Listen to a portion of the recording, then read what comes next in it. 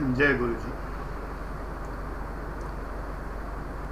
मेरे आज के वीडियो का जो विषय है वो भी गुरु पर ही है। जय गुरु जी जब मैं कहता हूँ तो मेरे मस्तिष्क में बहुत से लोग होते हैं। कोई एक गुरु तो हो ही नहीं सकता।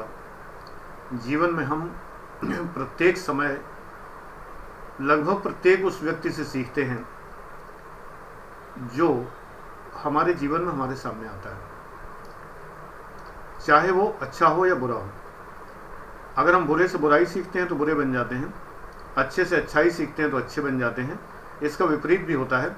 अगर हम बुरे को देखकर बुराई से नफरत करते हैं तो भी अच्छे बन जाते हैं, और अगर हम अच्छे को देखकर अच्छाई के प्रति घृणा करते हैं तो बुरे बन जाते हैं। चारों प्रक्रियाएं जीवन में चलती रहती हैं। ये एक प्रकार का एक वैज्ञानिक समन्वय है, जोड़ घटाना है सीधा सीधा। ए बी सी और डी चार चीज़ें हैं, कुछ नेगेटिव हैं कुछ पॉजिटिव हैं।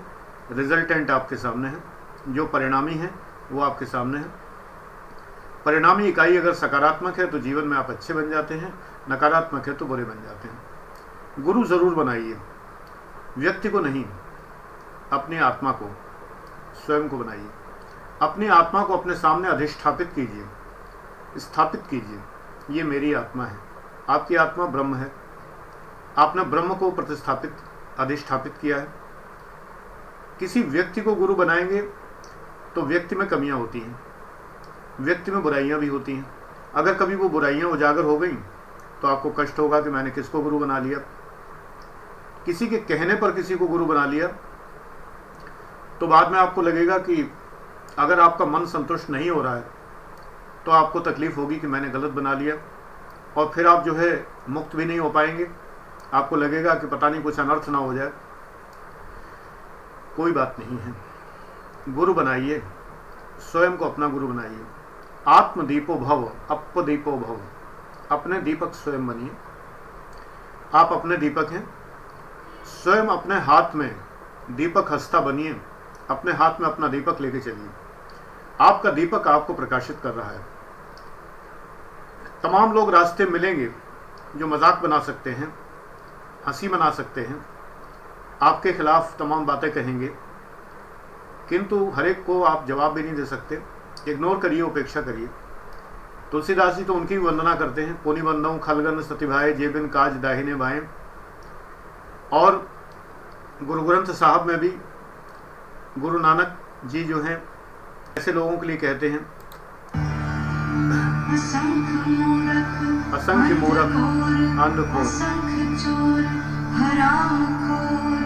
असंख्य अमर कर जाहे जोर, असंख्य गलवड हत्या कमाहे, असंख्य पापी पाप कर जाहे, असंख्य पापी पाप कर रहे, असंख्य कुड़ियार कूड़े फिराहे, असंख्य मलेच्छ मल पग खाहे, असंख्य निंदक सिर करहे पार, नानक नीच कहे विचार, बारिया न जावा एक बार। मुख्य बात तो एक है, एक तो ही निरंकार। जो निरंकार है, जो ब्रह्म है, जिसका कोई आकार नहीं है, अजन्मा है, अजूनी से भंग, अजन्मा है। किसी को नहीं पता उसका जन्म कैसे हुआ है। और देखिए कि वो जिसको कोई नहीं जानता, जिस ब्रह्म को कोई नहीं जानता, जिस ब्रह्म की वंदना सभी देवता करते हैं, गावहीं बर्मा गावहीं इंद्र, सभी जिसकी वंदना करते हैं, वो ब्रह्म अवतार लेता है। क्योंकि लोग ब्रह्म को समझ ही नहीं पाते। लोगों की समझ में ब्रह्म नहीं आता है कि ब्रह्म क्या है। भावना है, एक अव्यक्त ऐसी वस्तु है जो वस्तु नहीं है, ऐसा गुण है जो कि सगुण नहीं है, निर्गुण है। एक तो ही निरंकार, उसको जब लोग नहीं समझते तो वो अवतार लेता है। अवतार लेके बताता है और कहता है कि मैं हूं। गीता में भगवान कृष्ण कहते हैं कि वो ईश्वर, वो ब्रह्म मैं हूं। अर्जुन को भरोसा नहीं होता। लोग अल्प बुद्धि लोग भरोसा नहीं करते। विश्वास नहीं करते। जो जिनको कम बुद्धि होती है तो उनको विश्वास ही नहीं होता। आप कुछ भी कहिए, मैं हूँ, ईश्वर को भी कहना पड़ा कि मैं हूँ। अर्जुन भरोसा नहीं कर रहा, अपना परम मित्र विश्वास नहीं कर रहा है, मन में हंस रहा है ये ब्रह्म है। ऐसे होते हैं ब्रह्म। हे कृष्ण, हे यादव, हे सखेती। बाद में एहसास हुआ जब ईश्वर ने अपना अवतार दिखा दिया, जब अपना विश्व रूप दर्शन दिखा दिया और कि वे ब्रह्म है, सिद्ध कर दिया कि वे अनादि अनंत हैं, जिनका कोई अंत नहीं और छोर नहीं है, जो कि संपूर्ण ब्रह्मांड से ऊपर हैं। और जब उन्होंने दिखा दिया, एक बार उन्होंने नृसिंहावतार के रूप में हिरण्यकश्यप को दिखा दिया था और एक बार अपने मित्र को दिखाया कि वो क्या है। उस जाज्वल्यमान परम रूप को देखकर अर्जुन को समझ में आ गया कि ये है। लोगों को भरोसा नहीं होता। आपके अंदर गुण भरे पड़े हैं। आप अगर किसी से कहें भी कि भाई मेरी सुन लो, मेरे अंदर कुछ है जो मैं तुम्हें बताना चाहता हूँ, मेरे अंदर कोई गुण है जो मैं बताना चाहता हूँ, अगला कहता है हाँ ये हैं, ये बताएंगे, इनसे ज़्यादा मैं जानता हूँ।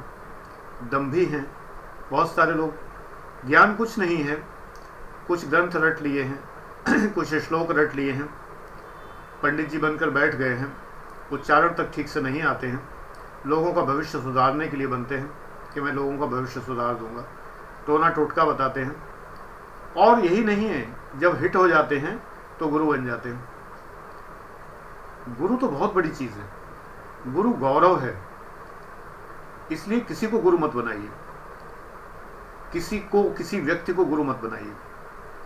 आप स्वयं अपने आप पूर्ण प्रकाशित व्यक्तित्व हैं, आपके आत्मा में पर्याप्त प्रकाश है। रास्ता देखिए। हम टॉर्च को गुरु नहीं बनाते, दीपक को गुरु नहीं बनाते, बिजली का बल्ब जो जल रहा है उसको गुरु नहीं बनाते। रास्ता तो वही दिखा रहा है। हम अंधेरे में जा रहे हैं, रास्ते में कुआं सामने पड़ गया, जंगल में चले जा रहे हैं, बीच में एक अंधेरा कुआं पड़ा हुआ है, हमारे हाथ में टॉर्च है तो वो कुआं हमें दिख जाएगा, हम उसमें गिरने से बच जाएंगे। अगर मेरे हाथ में टॉर्च ना होती तो मैं उस कुएं में गिर गया होता और मेरा जीवन समाप्त हो गया होता। तो टॉर्च तो मेरी गुरु है, परम गुरु। हे टॉर्च, मैं आज से आपकी पूजा करूंगा। ऐसे गुरु मत बनाइए। धन्यवाद दीजिए, ऑलवेज धन्यवाद जरूर दें, थैंक्स करें, उनके प्रति आभारी हूं। लेकिन गुरु बनाना बहुत बड़ी बात है। मेरा स्पष्ट मत है कि किसी को गुरु नहीं बनाना चाहिए, देवताओं को भी नहीं। कल को देवताओं के चरित्र में आपको कमियां नजर आने लगेंगी, तब आप क्या करेंगे? और देवता आपके सामने नहीं है। याद रखिए, जब आप किसी देवता से मांगते हैं, उसको पूछते हैं और ये कहते हैं कि मुझे ये दो, मंगते मत बनिए। सच्चे देवता सब जानते हैं। परम ब्रह्म आपकी आत्मा के अंतर्गत, वो आपको आपसे ज्यादा कौन जानता है? आपको अपने आप से ज्यादा कौन जानता है? आपकी अंतरात्मा जानती है कि आपको क्या चाहिए। और अंतरात्मा क्या है? आत्मा अयम अहम आत्मा गुडाकेश सर्वभूतास्य स्थिता। मैं ही वो आत्मा हूं जो सभी भूतों में, सभी प्राणियों, भूत का मतलब या प्राणी है, सभी प्राणियों में स्थित हूं।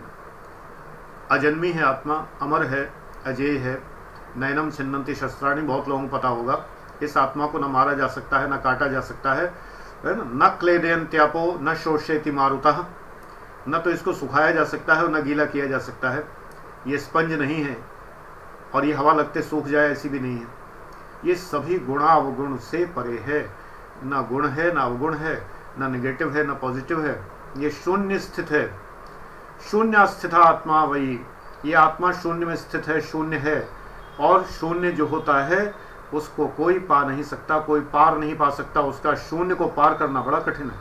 अनंत को पार करना भी कठिन है और शून्य को पार करना भी कठिन है। ईथर, शून्य ईथर है, अंतरिक्ष है, इसको पार करना बड़ा कठिन है। अंतरिक्ष को हम शून्य कहते हैं। हे खग, खग माने क्या होता है? खा माने शून्य, अंतरिक्ष में विचरण करने वाला। खगोल, अंतरिक्ष। अंतरिक्ष क्या है? सब जानते हैं कि अंतरिक्ष शून्य है और अंतरिक्ष अनंत है, ये भी जानते हैं। तो शून्य बराबर अनंत हुआ कि नहीं? हम और आप शून्य हैं, परम ब्रह्म अनंत है और शून्य बराबर अनंत। तो हम ब्रह्मास्मि, मैं ही ब्रह्म हूं, आप ही ब्रह्म हैं। फिर आपको गुरु की जरूरत क्या पड़ गई? आप छोटी छोटी चीजों में आके गुरु बना लेते हैं। आपको जरा सा लाभ हो गया, किसी ने कहा जाके कि आप ऐसा कर लीजिए, आपको लाभ हो गया। मैं भी आपको बताऊंगा आगे कि किन चीजों से लाभ होता है। कोई टोटके नहीं है, वास्तविक है, जीवन प्रबंधन है। मैं आपको बताऊंगा कि जीवन प्रबंधन के लिए हमें धार्मिक आस्थाओं के अंतर्गत क्या करना चाहिए। मेरा ये चैनल जो है डॉक्टर आनंद प्रदीक्षित का, ये मेरा पैन नेम है और ये चैनल मेरा सभी के लिए, केवल यूपीएससी एस्पिरेंट्स के लिए नहीं है, सभी के लिए। तो जीवन प्रबंधन में हमारे में धर्म का महत्व तो कहाँ है वो मैं बताऊंगा और प्रयास करूंगा कि सभी धर्मों के बारे में बताऊं जितना मैं जानता हूं। अल्पज्ञ हूं, बहुत थोड़ा जानता हूं। ईश्वर मुझे शक्ति दे कि मैं आपको सही प्रबंधन की बातें बता सकूं। तो अगर किसी ने कोई एक बात बता दी और उससे आपको लाभ हो गया तो उसको गुरु क्यों बना रहे हैं? गुरु तो आप अपने स्वयं हैं। गुरु में गौरव जो होता है वो आप में भी है। आपकी आत्मा भी उतनी ही भारी है, उतना ही उसका डायमेंशन है, उतना ही उसका आकार है, उतना ही प्रॉपर्टीज है उसकी जितनी किसी और की आत्मा की। कोई अंतर नहीं। गुरु की आत्मा में, जिसको आप गुरु कहते हैं, उसकी आत्मा में और आपकी आत्मा में कोई अंतर नहीं। केवल इतना है, गुरु का अनुभव अधिक है जिसको आप गुरु कह रहे हैं। आपका अध्यापक या कोई भी जीवन में गुरु, उसका अनुभव ज्यादा है, आपका अनुभव कम है। उसकी वर्षटेहन ज्यादा है, आपकी वर्षटेहन कम। वर्षटेहन का मतलब होता है संचित ज्ञान और उस ज्ञान का इंटरप्रिटेशन। वर्षटेहन तब बनती है। ज्ञान तो बहुत लोगों को हासिल हो जाता है, किताबें तो बुक सेलर के पास भी होती हैं, लेकिन उन किताबों को जो पढ़ ले उससे ज्ञान होता है। लेकिन असली ज्ञान तब होता है जब उन किताबों को पढ़कर उसका निर्वचन कर ले। निर्वचन का मतलब होता है समझना, इंटरप्रिटेशन। जब आप उसे इंटरप्रेट कर ले, और इंटरप्रेट सार्थक रूप से करें, सकारात्मक रूप से करें, नकारात्मक रूप से नहीं। ये नहीं है कि ताजमहल जो है वो हिंदू मंदिर था, कि तेजो महालय था, इंटरप्रिटेशन ऐसे करने लगे कि जवाहरलाल नेहरू के जीवन में कमियां ढूंढने लगे, कि महात्मा गांधी के जीवन में कमियां ढूंढने लगे। ये अध्ययन नहीं है, ये बिना मतलब की आलोचना, छिद्रान्वेषण है। महापुरुषों के पीछे पढ़ के लोग प्रसिद्ध हो जाते हैं, महापुरुषों की आलोचना करके लोग प्रसिद्ध हो जाते हैं। इसकी आलोचना, उसकी आलोचना, आलोचना करके लोगों फेमस होने का तरीका है। आलोचना की कोई आवश्यकता नहीं। अपने को देखिए पहले, आत्मानं विद्ध, अपने को जानिए। दूसरे को जानने के पहले अपने को तो जानिए, आप क्या हैं। चलो वो तो जो थे वो थे।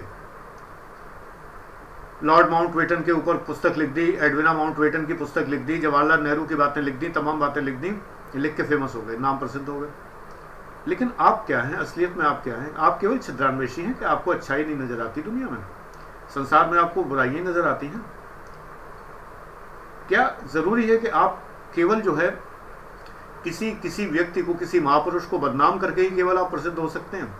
आपके अंदर क्वालिटी नहीं है, आपके अंदर क्षमता नहीं है, इसलिए आप आलोचना करते हैं। क्षमता होती है, वो प्रशंसा करता है।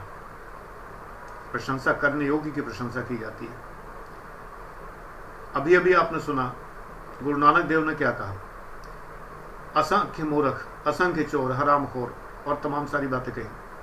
ऐसे लोग दुनिया में हैं, ये लोग हैं, और ये सही रास्ते पहुंचने में आपको बाधा डालते हैं। आलोचक हैं, असंख्य मूर्ख, तमाम मूर्ख भरे पड़े, बुद्धि नाम की चीज नहीं, आपकी हर बात की आलोचना करेंगे। तो ये बात कहना, मूर्खों की प्रशंसा करना कोई अच्छी बात नहीं है। मूर्खों की आलोचना तो की ही जानी चाहिए, क्योंकि बहुत से लोग मूर्खों को भी सच्चा समझ बैठते हैं। मूर्खों को, ठगों को, चोरों को, बदमाशों को, उनको सच्चा समझ बैठते हैं और गुरु बना बैठते हैं। तो इसलिए जरूरी है कि अगर किसी को ज्ञान है, अगर मान लीजिए मैंने किसी की बात कोई मानी और मुझे हानि हुई, तो मेरा ये फर्ज है कि मैं सबको बताऊं कि ऐसा मानने में हानि है। मेरा ये फर्ज है, मेरा दायित्व है, सामाजिक दायित्व है कि मैं बताऊं। ये आलोचना नहीं है। आलोचना में अंतर समझिए, ये समालोचना है। आलोचना होती है ये कि जब हम बिना मतलब के, जिससे मेरा कोई लेना देना नहीं है, कोई मेरा लोकस स्टैंडाई नहीं है वहां पर, और मैं उसकी आलोचना करने में लग जाता हूं। मुझे इससे कोई फर्क नहीं पड़ता कि उस व्यक्ति का पर्सनल जीवन कैसा था, और मैं अनावश्यक रूप से उसकी आलोचना करने लग जाता हूं। ये बेकार की बात है। लेकिन अगर उससे मुझे हानि हुई है, जवाहरलाल नेहरू और एडविना माउंटबेटन से मुझे क्या करना? वो प्रधानमंत्री थे और मुझे पता है कि मैं जब बच्चा था तो वो प्रधानमंत्री थे, और हम सब बच्चों के वो चाचा नेहरू हुआ करते थे, और हम सब बच्चे बिना ये सोचे कि ये कांग्रेस है, कि कौन सी कांग्रेस है, कि राहुल गांधी की कांग्रेस तो थी नहीं उस समय, या सोनिया गांधी जी की कांग्रेस तो थी नहीं, या और किसी की कांग्रेस नहीं थी। हम लोग तो केवल एक बात जानते थे, भारत का प्रधानमंत्री मेरा चाचा है। और इससे बड़ी गौरवान्वित करने वाली बात कोई नहीं होती थी कि मैं भारत के प्रधानमंत्री का भतीजा हूँ। इससे बढ़ के किसी बच्चे के लिए क्या बात थी? मैं तो ये जानता हूँ। आप लोगों को वो नसीब नहीं हुआ है जिनको, तो नहीं जानते। आप लोग कहेंगे मुझे चाहिए भी नहीं, ऐसे लोगों को मुझे चाचा नहीं बनाना है। किसी ने बनाया नहीं था, हम सब बच्चों के वो चाचा थे उस समय। और सारे बच्चे रोए थे 1964 में जब उनकी डेथ हुई थी, 27 मई मेरे ख्याल से। तो सारे बच्चे दुखी थे। मेरे मोहल्ले के खेलने वाले बच्चे एक जगह इकट्ठे होकर, मैं 5th का एग्ज़ाम दे के आया था, परीक्षा थी स्कॉलरशिप की, वो मैं दे के आया था, दुखी भाव से घर पे आया था, क्योंकि सभी बच्चों के चाचा की मृत्यु हो गई थी। ये भाव इंदिरा जी में नहीं मिला। इंदिरा गांधी हम लोगों की दीदी नहीं बन सकी। ये जुड़ाव होता है। तो ये जुड़ाव अगर हम किसी से अनुभव करते हैं, मेरा क्या बिगाड़ा, क्या नुकसान हुआ मेरा, कि अगर एडविना माउंटबेटन अगर उनकी प्रशंसक थी या वो उनके मित्र थे, तो मेरे ऊपर कौन सा प्रभाव पड़ता है। ऐसी चीज़ों को मैं पसंद नहीं करता अपने लिए जीवन के, लोग अगर इनकी आलोचना करते हैं। लेकिन अगर मुझे किसी चीज़ से नुकसान होता है और मेरे बच्चों को नुकसान होता है, मेरे श्रोताओं को नुकसान होता है, मेरे जो छात्र हैं, शिष्य हैं, उनको अगर नुकसान होता है, तो बताना मेरा फर्ज है कि देखो गली के आगे एक लुटेरा बैठा है, एक ठग बैठा है, ऐसी चीज़ें बेच रहा है जिसको खरीदने से तुम्हें हानि होगी। ये आलोचना नहीं है, ये समालोचना है। ये बताया जा रहा है, आपको आगाह किया जा रहा है।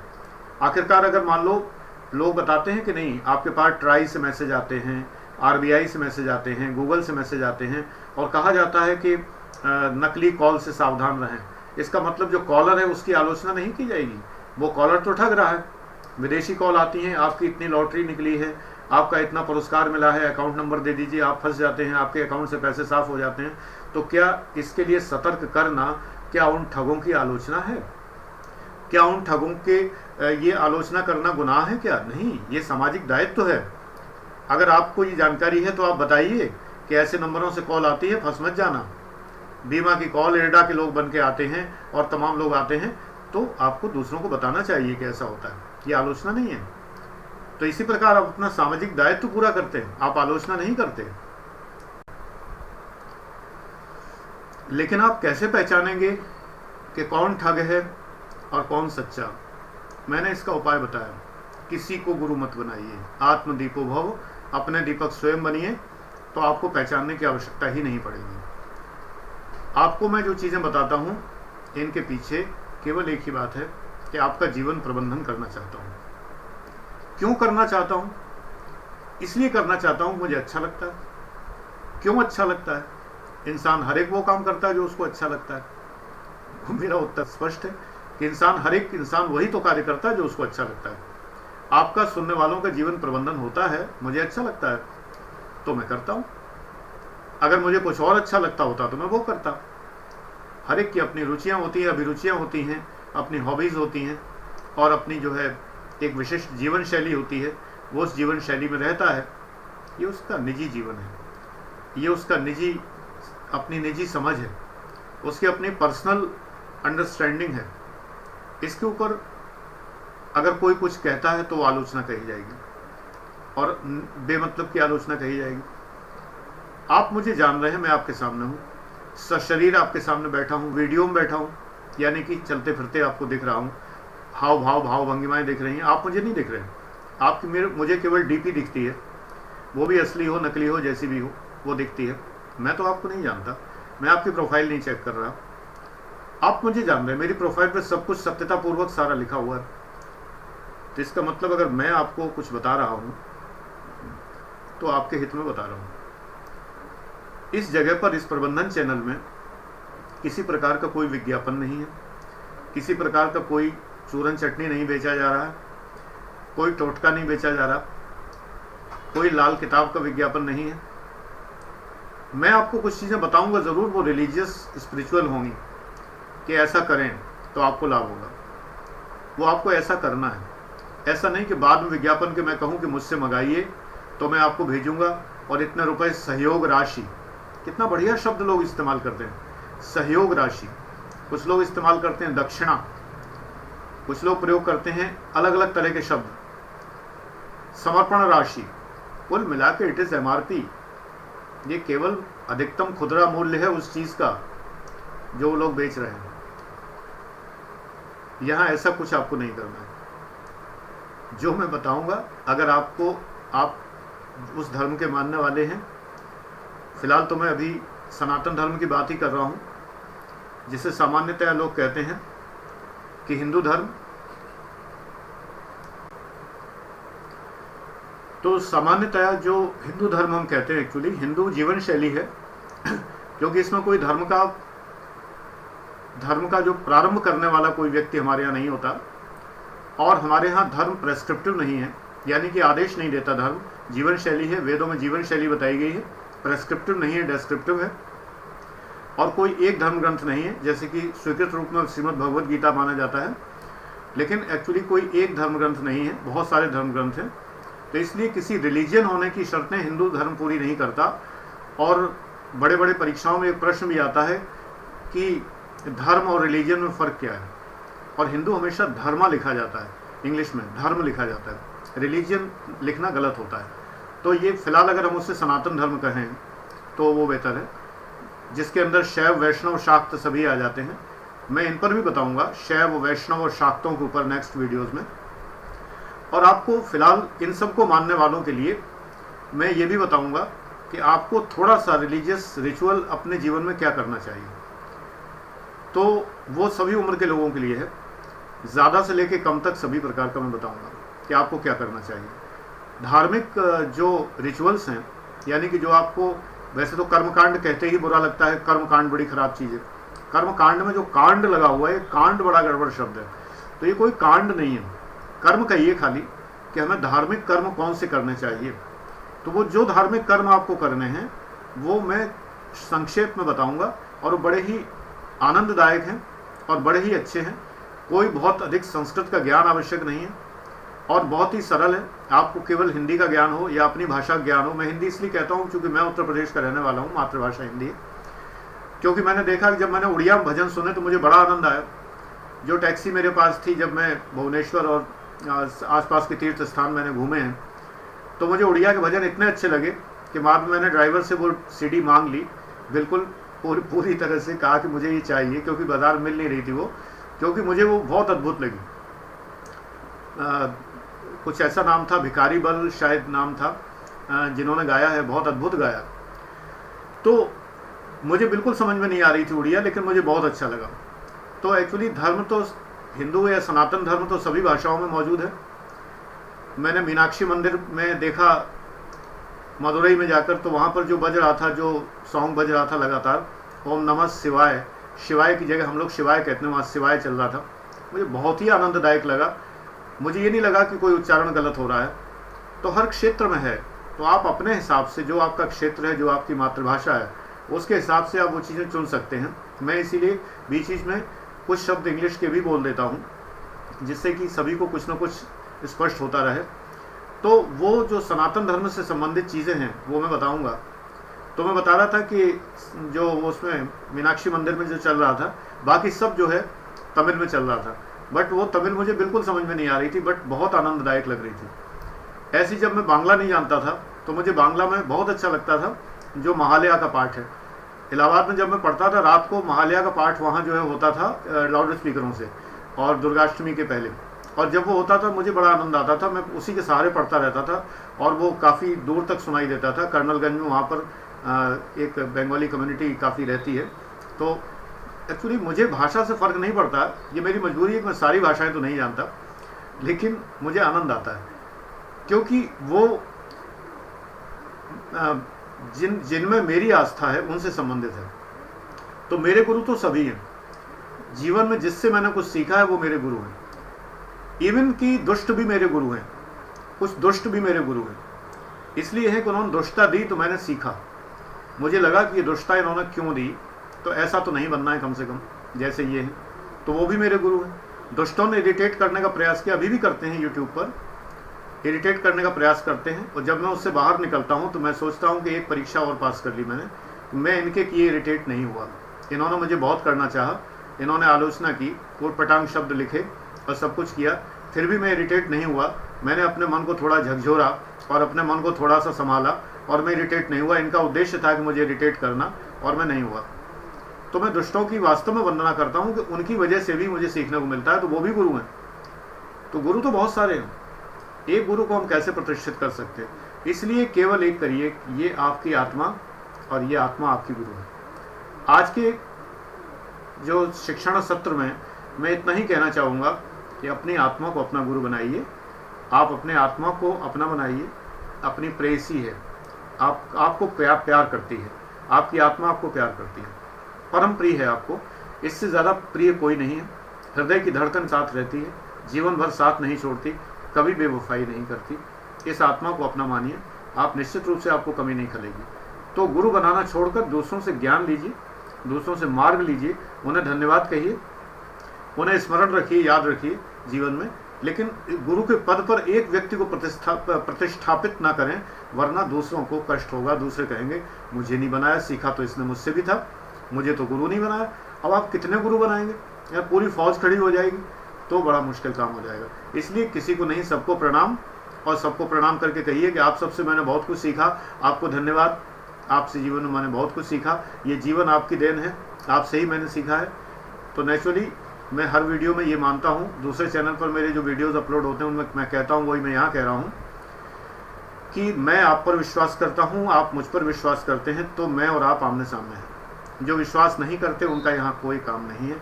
मैं उनसे प्रार्थना करूँगा कि वो कृपया अनावश्यक, कोई फ़ायदा नहीं है अनावश्यक कमेंट्स करने की। सोशल मीडिया का अर्थ ये नहीं होता है कि आप किसी की कोई भी अपमान करके चले जाएं।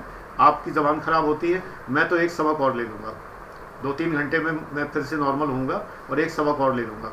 मैं सोचूंगा कि मुझे इस व्यक्ति ने इरिटेट करने का प्रयास किया था, और फिर बाद में निष्कर्ष निकालूंगा कि मैं नहीं हुआ।